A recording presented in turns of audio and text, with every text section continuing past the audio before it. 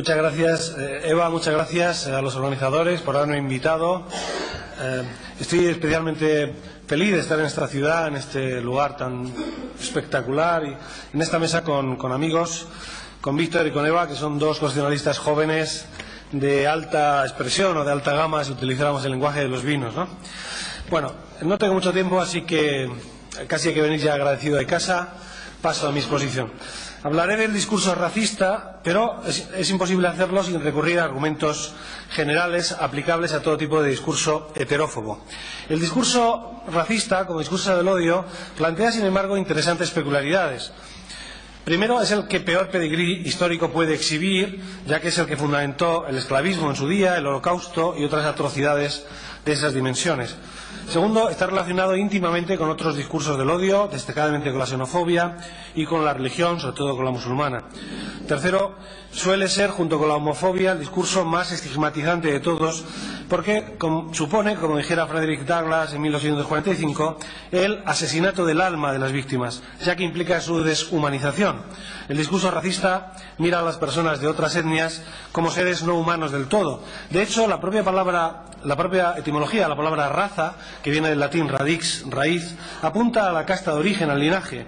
Y su uso, su empleo, remite a los animales, pero no a todos ellos, sino solo a los animales domésticos. La conexión de la idea de raza y la de esclavo como animal doméstico al servicio del amo está ligada incluso por el significado de las palabras. Próximamente entregaré un trabajo escrito más amplio. Ahora aquí no dispongo de mucho tiempo, así que sintetizaré mi exposición en 9 tesis y un corolario. Primera tesis. La expresión discurso de odio, también se ha dicho esta mañana, es tan rotunda y sonora como equívoca. Sería mejor hablar de discurso discriminatorio o discriminador. Ese odio al que se refiere la expresión discurso de odio es equívoca tanto por exceso, ya que no se refiere a un odio universal, sino a un odio selectivo en atención a los destinatarios, pero también es equívoca por defecto, ya que su significado no coincide con todo el uso general de la palabra odio, puesto que abarca sentimientos mucho menos extremos, el desprecio, la falta de respeto, etc. El concepto clásico, como ustedes saben, de odio procede del delicioso libro cuarto de las disputas tusculanas de Cicerón, un tratado sobre las pasiones y otras turbulencias del alma. Definía el odio. Odium es ira inveterada. El odio es una ira arraigada, es decir, una de las formas más graves de la ira, ¿no? El discurso de odio comprende, por tanto, o debe comprender formas menos graves que las formas que esta ira inveterada, ¿no? Bien, segunda tesis. En el ordenamiento español se suele hacer equivalente, de modo incorrecto a mi juicio, esta es una tesis central que quiero sostener, el concepto de discurso de odio y el concepto de delitos de odio. Por ejemplo, la definición de delitos de odio del fundamento quinto de la capital sentencia de la negación del genocidio, la 235 de 2007, dice, discurso de odio es aquel discurso que incita directamente a la violencia contra los ciudadanos en general o contra determinadas razas o creencias en particular. Bueno, esta definición no puede ser peor por tres motivos. Primero, porque colapsa toda la idea de discurso de odio en el delito de odio, lo cual es gravísimo porque al actuar así solo se podrá sancionar el delito de odio y no el discurso de odio menos grave, que es, por otro lado, el más común y el más inquietante, sobre todo en España, donde existe lo que yo llamo un racismo líquido, un neorracismo. Y además, como veremos, los tipos penales en España, bueno, ya está visto esta mañana, prestigiosísimo profesor Tomás Vives, al que admiro muchísimo, también como magistrado, ha hablado de ello. Los tipos penales de España están redactados de una manera técnica discutible y han sido interpretados por la doctrina de la jurisprudencia de una manera extraordinariamente restrictiva, lo cual permite dudar que en España se sancione en realidad los delitos de odio, pese a las apariencias. Es decir, en España la tesis es, discurso de odio es igual a delitos de odio y los delitos de odio no son aplicables. Es decir, en España no se sancionan ni los delitos de odio, ni los discursos de odio, etcétera. Bien. Por otro lado, la definición del Tribunal Constitucional es incorrecta porque parece asumir que hay razas humanas. Bueno, habla aquí de las razas. No, aquí, después de la desaparición del neandertal, solo hay una raza que es la humana, el sapiens. Tuvimos algo que ver en la desaparición del neandertal. Todavía no han descubierto cómo, pero yo estoy seguro que nos los cargamos. También hasta hace poco los antropólogos decían que no se habían mezclado los sapiens y los neandertales, lo cual a mí me sorprendía mucho. Efectivamente ahora han descubierto que si no nos hemos mezclado, los europeos tenemos un porcentaje de nuestro ADN de neandertal. basta, en fin, verse al espejo algunos. No haría falta más sesudas investigaciones, ¿no? Después de la desaparición extraña, en extrañas circunstancias y dejar pruebas de los neandertales, solo hay una raza que es el sapiens, en fin, el mal denominado sapiens. Ya saben ustedes lo que dicen, que el hombre no es que venga del mono, sino que va hacia el mono. Pero bueno, esto, el sapiens. Bien, no hay razas humanas, no hay, objetivamente, científicamente, ¿no? Lo que sí que hay, sin embargo, es racismo, y hay discriminación racial, porque curiosamente hay personas que siguen sin enterarse de que no hay razas humanas, y es sorprendente que lo sigan sosteniendo, pero más sorprendentemente aún, piensan que hay razas que son superiores a otras, lo cual es llamativo. Pero todavía más sorprendentemente aún, el racista piensa que él está entre las razas superiores, lo cual es objetivamente falso. Bien, tampoco acierta la definición del Tribunal Constitucional aquí, porque se refiere a todos los ciudadanos, con lo cual vacía de concepto, de sentido, la idea de discurso de odio está en relación al derecho antidiscriminatorio y a grupos especiales, bueno, son los que no me detendré, ¿no? Desde luego entre ellos los grupos étnicos, ¿no? o raciales. A mi juicio, una cosa es el discurso de odio y otra los delitos de odio. Lo que ocurre es que algunas formas de discurso de odio, las más graves, son o deben ser delitos de odio. Serían los delitos de discurso de odio. Esto significa que hay discursos de odio que no son delitos de odio, lo cual no impide que puedan castigarse de otro modo, a través de la responsabilidad civil o de los procedimientos administrativos sancionadores, por ejemplo. Esto no ocurre en España, porque no llegó a aprobarse el proyecto de ley de igualdad de trato que tipificaba infracciones y sanciones a imponer por el Consejo de Igualdad Racial en este sentido, ¿no? Por otra parte, hay delitos de odio que no son discurso de odio, al menos directamente. Pensemos, por ejemplo, en un ataque violento a un asentamiento gitano. Bien, aquí, digamos, falta un poco de claridad conceptual a veces en el tratamiento de la cuestión. Tercera tesis. No se puede abordar la problemática de los discursos de odio tan solo desde el derecho penal, que es lo que ocurre en España por la identificación entre discurso de odio y delito de odio.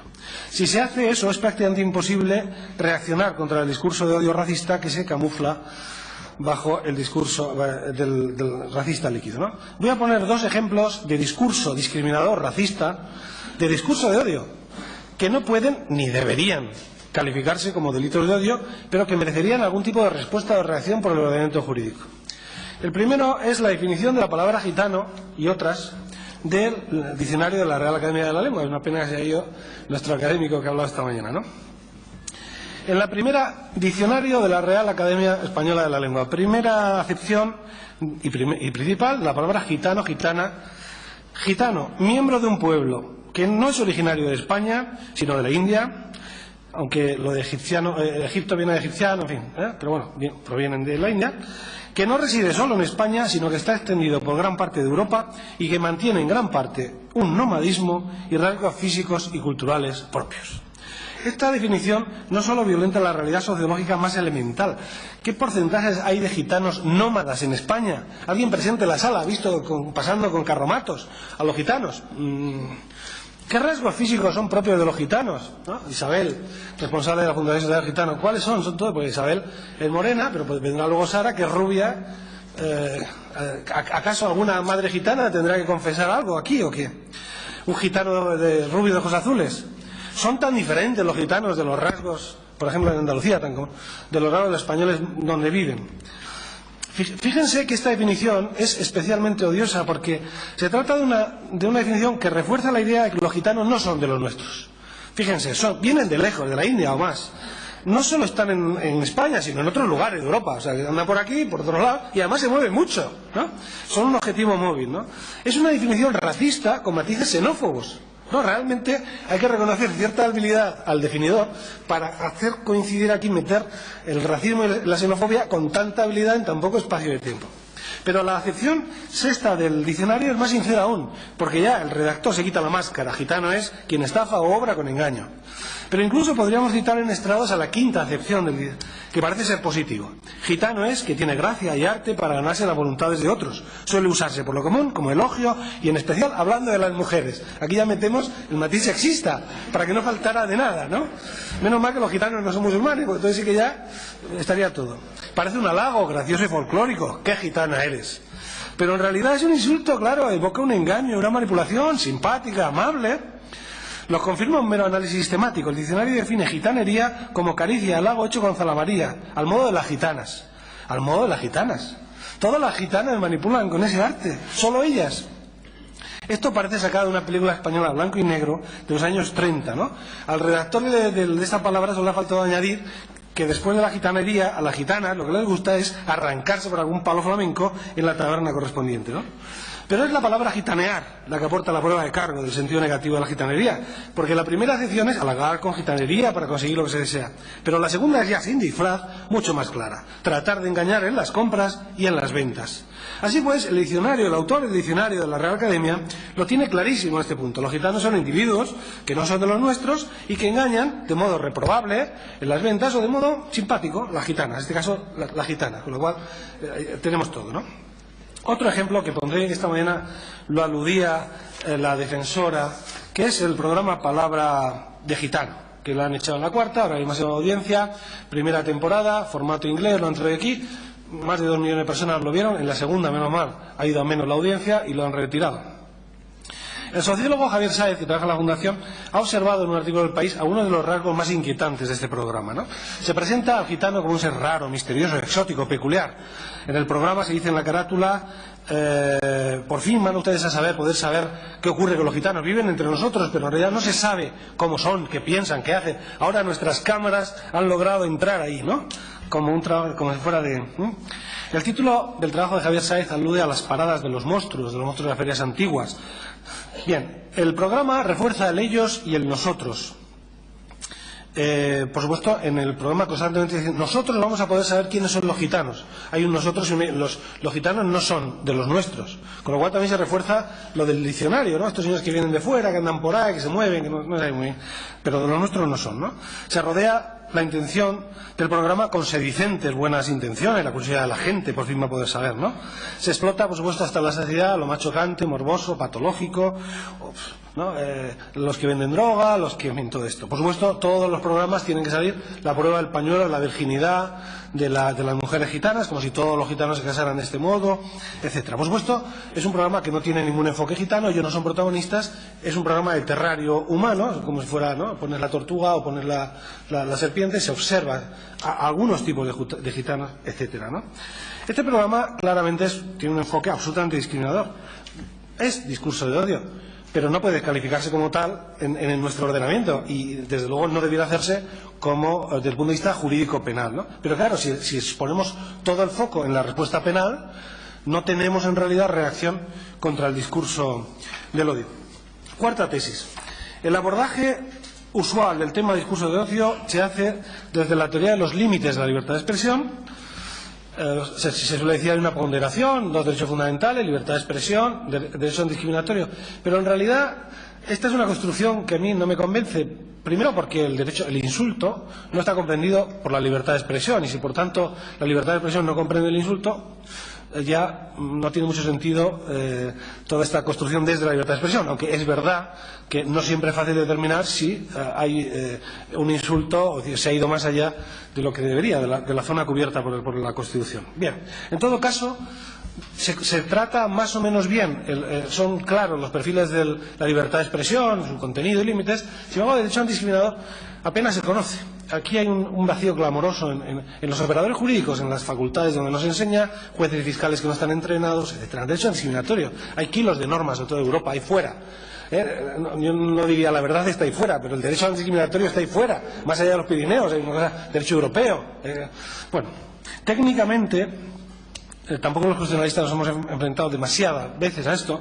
Creo que el discurso del odio discriminador debiera técnicamente calificarse, o se podría construir, lo apunto solo, no lo desarrollo, como desde la categoría de acoso discriminatorio, que es una categoría que está prevista en el artículo 2, apartado 3 de la Directiva de Igualdad Racial. Es un acoso, una forma de acoso discriminatorio con las consecuencias jurídicas que esto debería. Bueno, bien. Quinta tesis. La interpretación que la doctrina de la jurisprudencia ordinaria han venido realizando en España de los delitos de odio relacionados con el discurso del odio, es decir, el artículo 510, 607, ya se ha dicho aquí. Les recomiendo un magnífico trabajo también reciente de Carmen Alastrey, porque es profesora aquí en la Universidad de Zaragoza, en el diario La Ley de este mismo mes, que es delicioso, fantástico. Nos cuenta cómo efectivamente hay bastante unanimidad. La mayoría de los penalistas españoles tienen muchas reservas en contra de penalizar los delitos de opinión y configurarlos como delito de peligro abstracto, de adelantar tanto las barreras de protección del Código Penal, efectivamente, ¿no? A eso se suma que la interpretación dominante del Supremo a partir del caso de la librería Calqui, que también ha sido citada en 2011, a eso se suma que la interpretación del Tribunal Constitucional, aunque se refería a la negación del genocidio de la 235, todo esto ha venido a configurar que en este momento no hay apenas respuesta jurídica, ni siquiera penal, contra los delitos de odio. Ahora no hablo de discurso de odio, sino delitos de odio, ¿no? Esta mañana se ha hablado mucho aquí, en mi trabajo hago también una excursión por este tema, pero no me detendré. Yo creo que, claro, lo que falta en España es por explorar la protección de los delitos de odio desde el punto de vista del derecho al honor, la protección contra la difamación, etcétera, que también se ha dicho, ¿no? Y que también a ello daba pie la sentencia del caso Friedman, la otra sentencia del año 95 contra el cómic ese nazi. Y creo que ese es un camino, desde el punto de vista penal, mucho más interesante y mucho más fecundo. Ahora mismo, yo no soy penalista, pero no entiendo por qué no se ha aplicado mucho más el 510.2, la difusión del discurso discriminador, que el 510.1. La obsesión hasta el 510.1 con la idea de provocación, el concepto tan estricto que ustedes ya conocen, y que me parece muy razonable lo que dicen los penalistas, y me parece muy razonable la intervención mínima. Pero hubiera sido más interesante ir por la vía del 510.2. De hecho, hay alguna sentencia de la Audiencia Provincial de Barcelona que ha ido por esa línea recientemente para intentar sortear la práctica imposibilidad en este momento, antes de la reforma del Código Penal, de incriminar a nadie por un delito de odio derivado del discurso de odio. La reforma, lo pone muy bien en manifiesto Carmen en su trabajo, va justo en la dirección contraria, va para ampliar las conductas típicas, incitar, fomentar, etcétera. En principio a mí me gustaría que el ordenamiento reaccionara contra el delito de odio, porque ahora mismo está totalmente indefenso, ¿no? No sé si hablo de una posición no como profesor ahora, sino militante. No hay apenas reacción, no hay posibilidad. Está bien que haya, pero lo que yo dudo es que la vía esta penal pura y dura de la punición y desde estas claves, no sé si es la adecuada. No me acaba de convencer. A mí me gusta mucho, por ejemplo, por poner solo dos ejemplos, ¿no? Me gusta mucho que ahora mismo, este mismo mes, hace un mes, el Consejo de Igualdad de Trato, el equivalente al órgano que presido yo hasta ahora en España, rumano, ha impuesto una multa de 100 euros al presidente de su país, presidente de Rumanía. ¿Se imaginan que ese consejo débil que yo presido pudiéramos poner una sanción al jefe de Estado, que además es un sistema presidencialista, sería un equivalente al rey y a Rajoy directamente, a los dos a la vez? Una multa de 100 euros por unas declaraciones que hizo en una conferencia en Estonia, en la que dijo que los gitanos de su país, los gitanos rumanos, eran todos unos delincuentes. 100 euros. Una sanción administrativa que no altera, como antes se decía en una pregunta, el problema de la jurisdicción, porque este señor va a poder ir a los tribunales. No creo que ya, en defensa de su derecho, ya de los tribunales. Ya, de momento, usted tiene 100 euros con toda la carga simbólica, porque claro, aquí el discurso, sí, quizás sea excesivo, ¿no? O quizá no. Porque que el presidente de un país a varios millones de personas de su país diga de todos ellos a la vez. Bueno, de esto hablaré porque les plantearé el caso García Albiol rápidamente.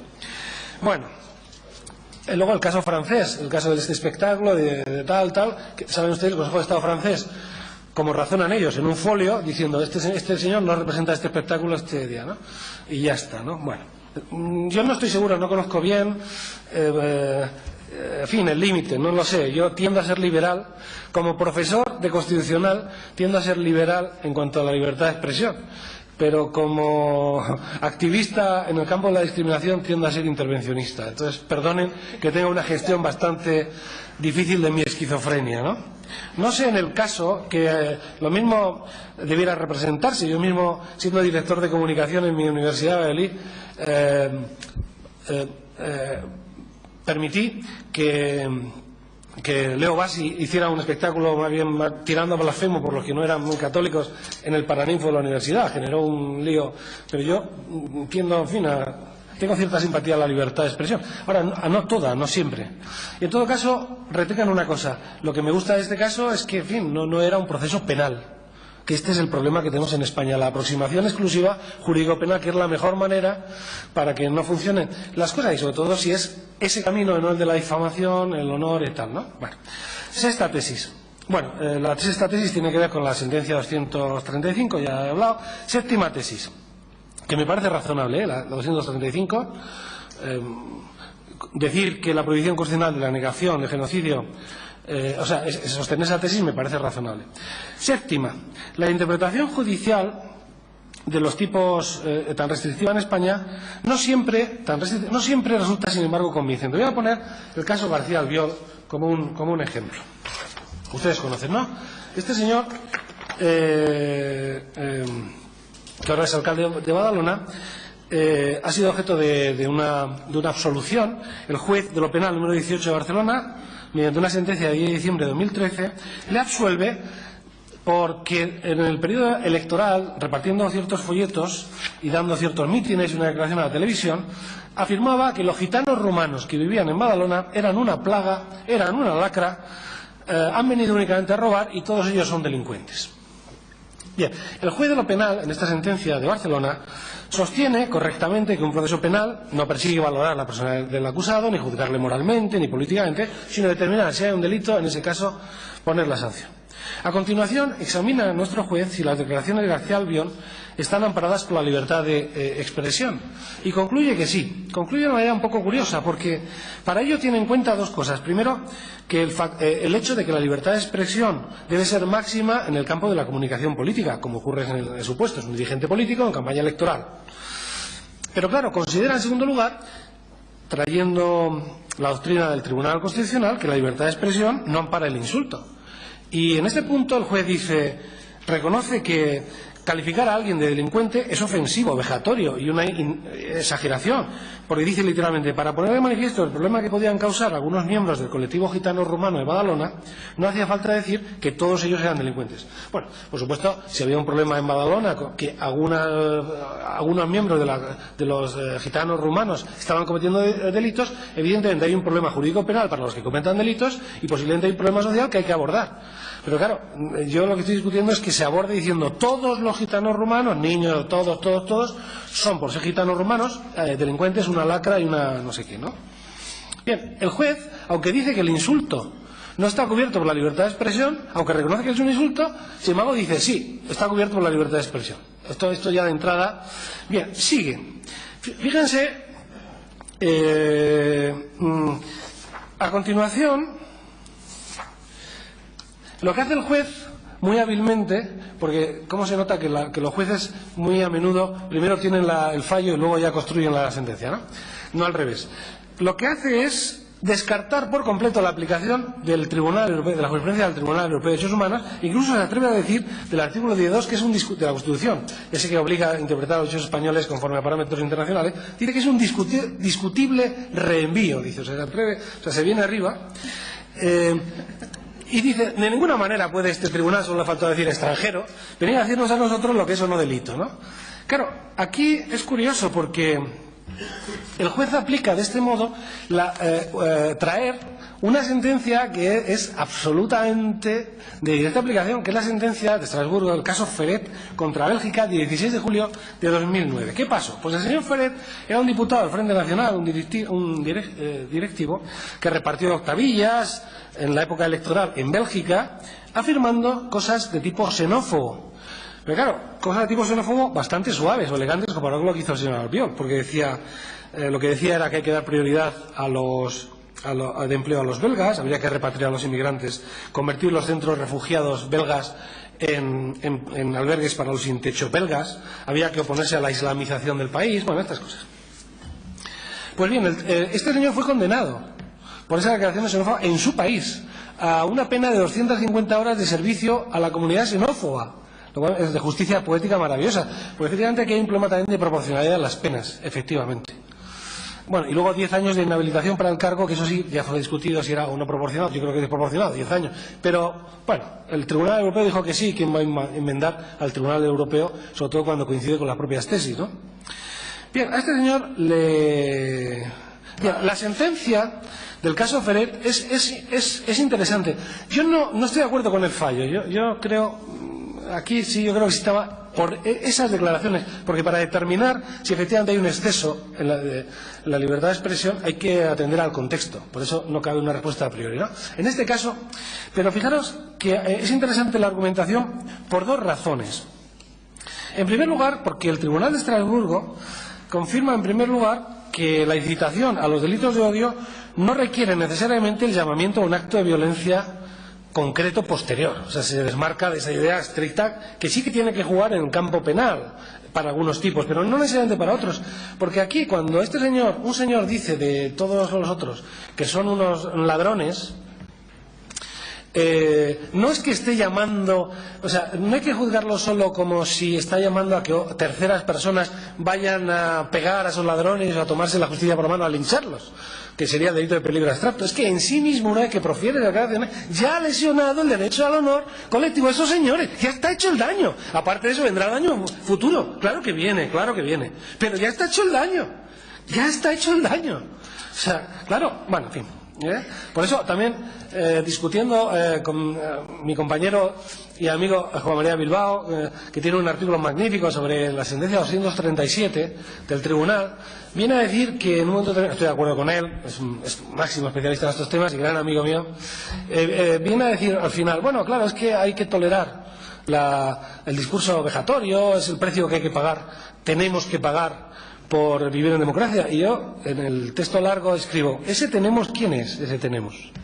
Los demócratas, los ciudadanos, no serán los gitanos rumanos, los gitanos, los magrebíes, los que son siempre los mismos los que pagan ese precio. Y además eso no va circulando, ¿eh?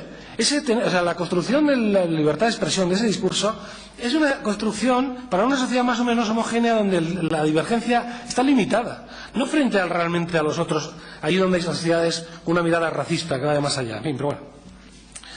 Bien, y es interesante la sentencia Ferrer, porque lo que el juez de Estrasburgo dice es que el que esté en campaña electoral no sirve para camuflar el discurso racista, que es justo todo lo contrario de lo que va a decir nuestro buen juez de Barcelona, porque en el fondo lo que viene a decir luego el juez de Barcelona es que no tiene intención animus injuriandi, porque en realidad lo que quiere es enfrentarse a un problema o quizá obtener votos. Bueno, en fin, prácticamente, e incluso da por buenas las afirmaciones de García Albiol de que tiene amigos gitanos, que se llevan muy bien con ellos. Esto es como los gays que dicen, vamos, los homófobos que dicen que tienen un amigo gay, ¿no?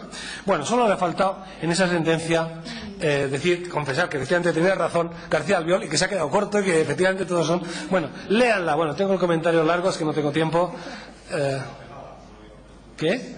Espero, van a apelar porque esa es la habían planteado la acusación, son racismo. Y también el fiscal de servicios de delito de discriminación, Miguel Ángel Aguilar de Barcelona, que es un auténtico héroe civil en este país, en este tema y en otros. Pero creo que el fiscal jefe de Barcelona le dijo que no lo hiciera, porque no iba a prosperar, no sé qué. Claro, por la vía 510.1 no, pero por la vía 510.2 sí. 510.2 sí, difusión, esa es la que hay que explorar. Pero bueno, me parece, no sé lo que hará, ojalá, en todo caso la Audiencia Provincial de Barcelona, o sea, porque curioso también, todo esto es muy catalán, digamos, todo el debate en España son casos muy, las librerías nazis en Cataluña, bueno, no me refiero, claro, en fin, no tiene nada que ver, no piensen ustedes mal, están ustedes muy sensibles ya. Bueno, ¿cómo explicar? Yo quería, en fin, una sentencia pues muy discutible. Quiero ir acabando. La octava tesis. ¿Cómo explicar entonces en España que exista tan pobre respuesta jurídica frente al discurso de odio racista? ¿Por qué en España se colapsa el concepto de discurso de odio en delitos de odio que luego no se aplican? ¿Por qué puede existir definiciones del diccionario como las que existen? O programas como los que hay. O racismo cotidiano todos los días. Sorprende, los españoles no nos gusta vernos como racistas. No somos sinceros. Otros países europeos son mucho más sinceros. Este señor Ferret dijo lo que muchos políticos españoles piensan, ¿no? Y el señor García Albiol lo dijo todavía más claramente. Vayan, todos son ustedes unos ladrones y me vienen a quitar el empleo, faltó decir, y no sé qué, el discurso de la preferencia. Todo esto. ¿Por qué? ¿Qué pasa? Pues el problema es que en España el racismo es un problema social invisible, que se ignora o se niega, y es imposible luchar contra un problema que se ignora o se niega. La mayoría de los españoles, quizá también de los jueces, que no están entrenados en derecho discriminatorio, sigue creyendo que el racismo es un problema extranjero. Aquí en España, cuando hablamos de racismo, pues pensamos en Mandela, en Estados Unidos, pensamos en Luther King, y pensamos ¿no? Aquí no hay racismo. A los negros les trata igual que a los blancos, no como a los gitanos, ¿no? Decía el famoso chiste que maldita la gracia que tiene, ¿no? En realidad coinciden el viejo racismo y el nuevo racismo. El racismo clásico, el viejo, se fundaba en la falsa, sabemos ya, doctrina biológica de la desigualdad entre razas. En el siglo XIX estas doctrinas reciben un fuerte impulso doctrinal como justificación de la conquista militar y económica que está haciendo Europa en África y en Asia. En el siglo XIX el racismo cambia, porque hay distintos rostros a lo largo de la historia. El viejo racismo anterior, que era el esclavista, se convierte en un racismo científico, entre comillas, que se justifica negando la realidad. En realidad no hay racismo, y racionalizándolo tanto de modo religioso, hay quien alega que la Biblia salen esclavos y que Dios lo quiere, como de modo científico, ¿no? La desigualdad de las razas es algo que tiene fundamentos biológicos, y la superioridad de unas sobre otras es consecuencia de la superioridad del más fuerte, del darwinismo social. Y luego, por supuesto, ya entonces el viejo racismo opera con la idea de proyección, que es la operación racista por excelencia. Consiste en culpabilizar a la víctima de su situación. Es una racionalización conservadora fundada en la idea de que el mundo tiene un orden justo, natural, de modo que las personas que están en desventaja lo están en realidad porque se lo merecen, porque se lo han buscado ellos mismos. No hay víctimas inocentes, ¿no? No hace falta decir que algunas de estas bases ideológicas todavía tienen buena salud, la negación o la proyección, pero ha cambiado. El racismo esclavista dejó paso al racismo científico, entre comillas, y ahora tenemos otro, el neorracismo, ¿no? En los años 70, dos autores norteamericanos, Kinder y Shears, voy acabando, 5 minutos, qué estrés, pero es que es un tema interesante. Si me hubieran traído ustedes a hablar de otro tema, pues lo hubiera hecho rápido y ya está, ya habríamos acabado esta molestia para ustedes, pero es que me han provocado. Hablaron de racismo simbólico. Esta nueva modalidad de racismo, ya en los años 70, en la que la forma de argumentar, de expresarse es decisiva, es un racismo que no confiesa directamente su naturaleza, se refugia en sobreentendidos, sobre suposiciones, es sutil, es indirecto, lo que le reporta ventajas porque se recubre de un aire de respetabilidad social e incluso se hace aceptable en el lenguaje político. Es un racismo que aparentemente puede coexistir con la idea de tolerancia y de igualdad. Claro, este racismo de Shears y Kinder era una mezcla de racismo antinegro, pero también de la defensa de los valores tradicionales americanos, ¿no? De la ética individual del trabajo, la confianza en sí mismo, todo esto, ¿no? Es el discurso de la preferencia, del alegato del señor Feret, que antes, ¿no? El racismo simbólico se erige, por tanto, como defensa de nuestro modo de vida. Los gitanos, los inmigrantes, no contribuyen en realidad al desarrollo del país. Las medidas de acción o discriminación positiva deben ser contempladas como injustas, son abusos, son privilegios, son depredadores de bienes sociales. Se niega la existencia misma de la discriminación, se niega. Ahora mismo hay algún obstáculo formal en el acceso a la educación, que estudien, que vayan, la universidad está abierta para todos, los institutos, que vayan, el empleo está abierto para todos, todos tenemos dificultades, ¿no? De modo que, es verdad, los gitanos y otras minorías étnicas tienen peores trabajos, tienen menor nivel formativo, pero esto es estrictamente culpa suya. ¿Se acuerdan ustedes la teoría de la proyección, la idea de la proyección? El neorracismo hace compatibles sus prejuicios con una visión favorable de la igualdad de trato. De hecho, el neorracista puede, en teoría, defender la existencia de la igualdad de trato de oportunidades. Tiene una visión de la igualdad de trato, aunque, por supuesto, rechaza los medios para corregir la discriminación. La crítica a las minorías étnicas es sutil. Se utilizan las estadísticas, por ejemplo, para demostrar que hay muchas más personas de minorías étnicas en las cárceles en proporción con la población general. Se rechazan los estereotipos burdos, la discriminación descarada, el uso de la violencia. Se exageran las diferencias culturales. Hay una concepción individualista del éxito social. Si alguien no accede a un empleo es que no ha trabajado lo suficientemente duro. No es que sean inferiores, es que no trabajan lo suficiente, es que no aportan a la sociedad en proporción suficiente a lo que reciben de ella. Este racismo blando, que a mí me gusta llamar, utilizando la metáfora de Bauman, líquido, el propio de una sociedad líquida, frente al viejo racismo sólido, como una roca que aplastaba al esclavo, disimula la hostilidad racial, utiliza un lenguaje tan políticamente correcto como falso, genera una aceptación pública, pero un rechazo privado. produce reacciones de evitación de la convivencia, ¿no? El neorracista no va a atacar al gitano, bastará con intentar no coincidir con él, que los hijos de los gitanos no coincidan con mis hijos, como prueba la estadística, etcétera, ¿no? Yo no tengo nada contra los gitanos, pero este es el primer alegato de un racista. Igual que un buen machista dirá: yo no soy machista, en casa manda mi mujer, ¿no? Pues justamente eso es el machismo, ¿no? Bueno, bien, para comprender mejor este racismo líquido hay que unirlo también con otro concepto que procede de la psicología social, que es el racismo inconsciente, que lo formula en el campo del derecho Charles Lawrence en un trabajo de la Stanford Law Review, y su objetivo era mostrar que exigir una intención o motivación racista para aplicar las normas discriminatorias era excesivo, porque muchas personas que causan discriminación ni siquiera son conscientes y a lo mejor ni quieren producirla, ¿no? Si no se mira en atención al resultado, solo desde la intención, no estaremos avanzando mucho. ¿Por qué?